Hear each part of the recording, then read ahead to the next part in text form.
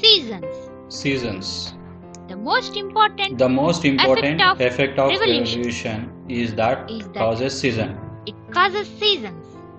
As the Earth orbits around the Sun, its axis remains tilted at 23.5 degrees from the orbital path throughout. The Earth is tilted at an angle of 23.5 degrees to its plane of rotation. When a part of the Earth leans towards the Sun, the other part leans away from the Sun. The part leaning towards the Sun experiences the summer, while the other leans away from the experiences the winter. Away experiences the winter.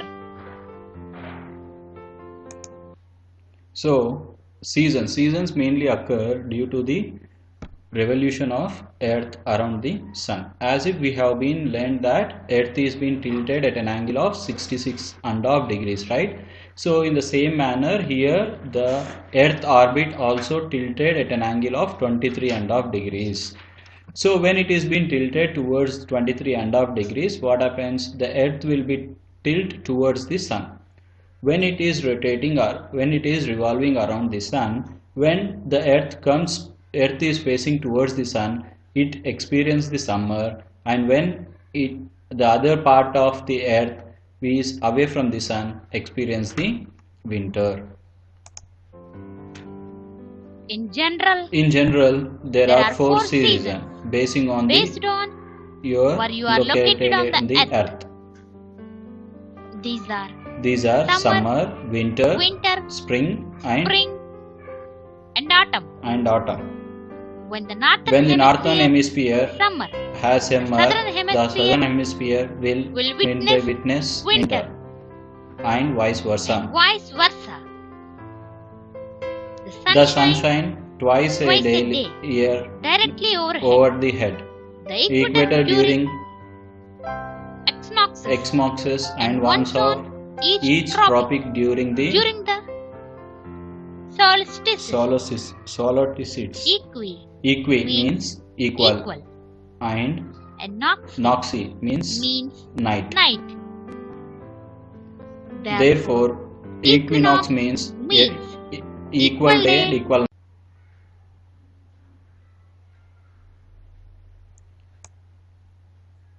So,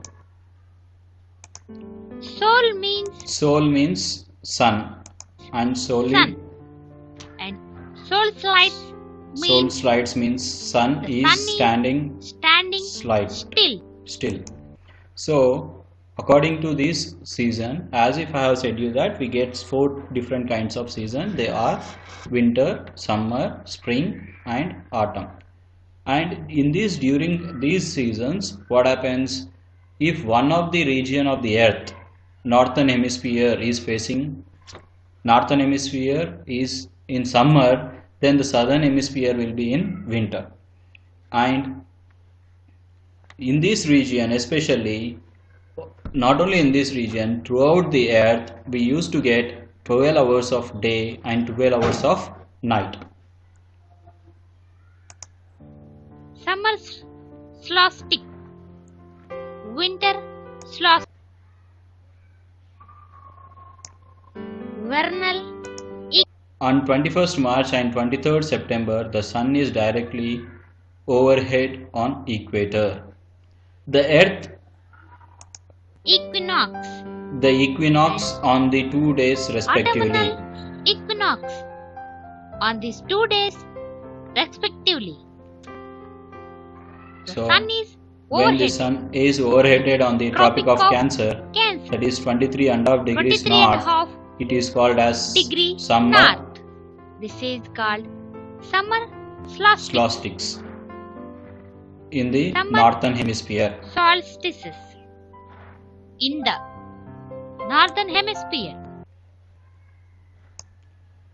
Hours daylight keeps increasing. As if we have been discussing that according to the seasons and the day and night, these when the sun rays is overheaded at a tropic of Cancer towards the north, that is 23 degrees and of north, what happens? Northern hemisphere will faces the summer season. Okay, that means it will be longest day on 21st June. Every year 21st June will be the longest day on the northern hemisphere. When you come for southern hemisphere, 23rd September will be the longest day.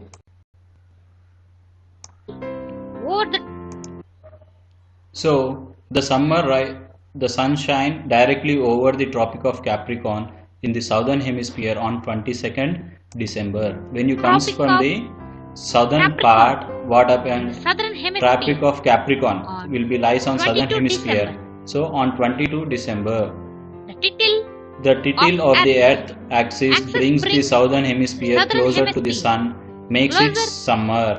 So as if it is closing closer to the sun, what happens? This will be faces at summer season. It summer.